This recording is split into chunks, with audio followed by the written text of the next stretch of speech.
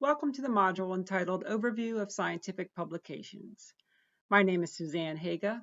I am an associate professor in the Center for Genomic and Computational Biology at Duke University. This module was developed by myself and Dr. Greg Ray of GCB. The objective of this module is to provide a brief overview of scientific publications.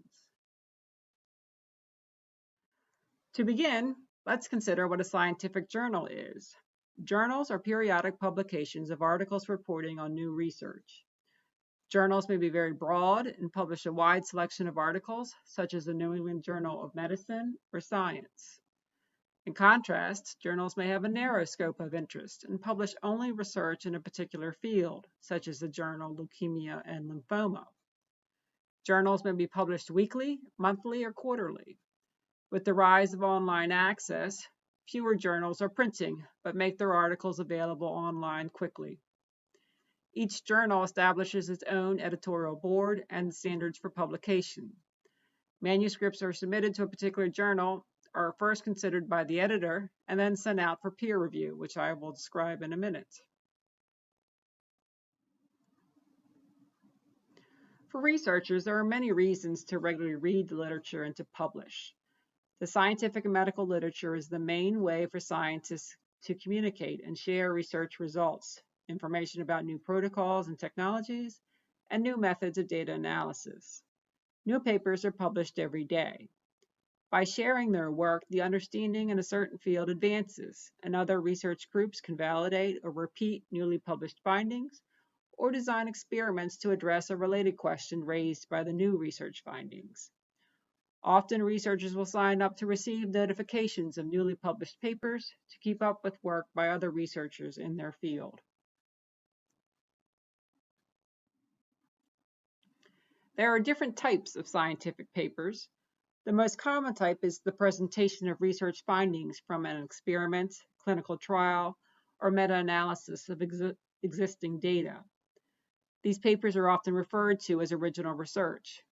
Other types of publications are review papers, which present an overview of a field and work to date, and opinion, commentaries, or editorials, which presents the perspective of one or more scientists or scholars on a specific topic. Typically, original research papers and reviews are peer-reviewed, but not all opinions, commentaries, and editorials are, and often published at the discretion of the editor or editorial board. So I've mentioned peer review a couple of times. What is it?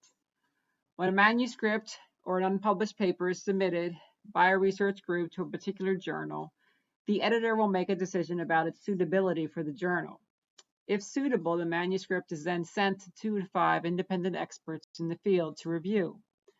The reviewers are asked to consider several areas about the research, such as study design, rationale, rigor, and significance, and how it's presented, the organization and quality of writing and figures and tables. In some cases, a statistician may be invited to review the analysis performed. Reviewers will then submit a recommendation. In general, they can recommend to either accept a manuscript for publication, to request major or minor changes to be made with a follow-up review, or rejection or decline to accept. The final decision is made by the journal editor. The entire review process can last several months.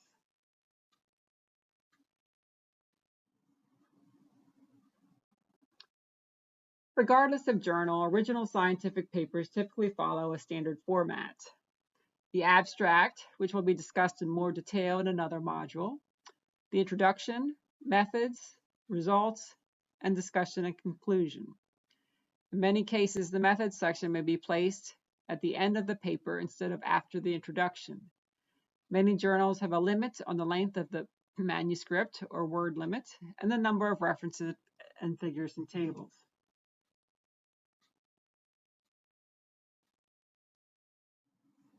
Here's an example of the first page of a scientific paper. At the top of is the title followed by the list of authors. The affiliations of the authors is typically listed below their names. Oftentimes, the members of a research team may work at different universities or research institutes. The next section is the abstract, which typically is highlighted or bolded in order to stand out from the rest of the paper. Some other information may be included on the first page, such as the funding source, who paid for the research to be completed, when the paper was submitted and when it was accepted, the editor's name, and author's conflicts of interest, if any. Then the paper starts with the introduction. Depending on the journal, subheadings may be used or not. To familiarize yourself with the organization of a scientific paper, I recommend you review a paper carefully. Any paper will do. Journal styles will differ in format, but the sections and other information are generally the same. As you read more and more papers, you will be able to skim them quickly and zoom in to the sections you are most interested in. This concludes this module on scientific publications.